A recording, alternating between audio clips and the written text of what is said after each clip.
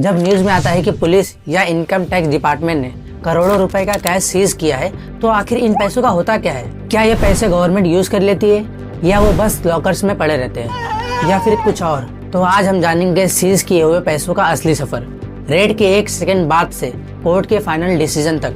जब कोई रेड होती है, चाहे वो पुलिस करे या इनकम टैक्स डिपार्टमेंट, इस दौरान जो कैश मिलता है उसे तुरंत एविडेंस डिक्लेयर कर दिया जाता है। हर नोट काउंट किए जाते हैं, हर बंडल की फोटो ली जाती है, यहाँ तक कि सीरियल नंबर तक रिकॉर्ड किए जाते हैं। पर यहाँ पर गौर करने वाली बात यह है कि ये पैसा अभी तक गवर्नमेंट का नहीं होता, ये सिर्फ एक एविडेंस के तौर पर डिक्लेयर किया जाता है और एविडेंस को बिना कोर्ट के ऑर्डर के कोई टच नहीं कर सकता। अब सवाल ये आता है कि इन सीज किए हुए पैसों को रखा कहाँ जाता है? इसका जवाब सिंपल सा है, government vaults, sealed bank lockers और ट्रेजरीज में रखा जाता है। ये जगह इतनी सिक्योर होती है कि कभी कभी एविडेंस खुद सालों तक नहीं देखा जाता। इस दौरान पैसा सिर्फ पड़ा रहता है, इसे कोई इन्वेस्ट नहीं करता, कोई स्कीम में नहीं लगाता।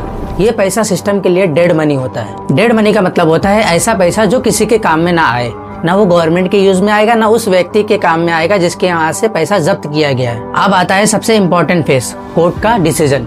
कोर्ट के पास 3 ऑप्शन होते हैं। ऑप्शन 1, अगर कोर्ट मान लेती है कि ये पैसा इलीगल था तो ऑफिशियली वो पैसा कॉन्फिस्केट यानी जब्त हो जाता है। इस मोमेंट के बाद इन पैसों पर लीगली गवर्नमेंट का अधिकार होता है।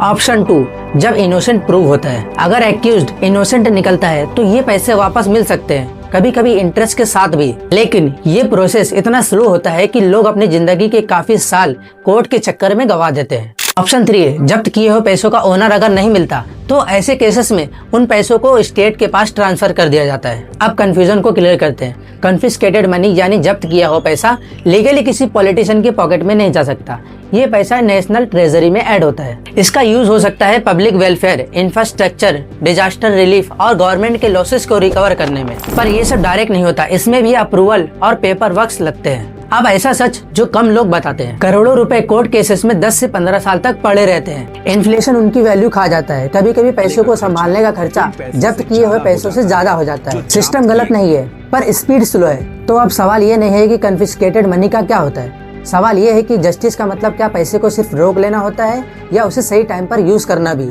आपकी राय क्या है? कमेंट में जरूर बताएं, क्योंकि ये सिस्टम हम सभी को अफेक्ट करती है।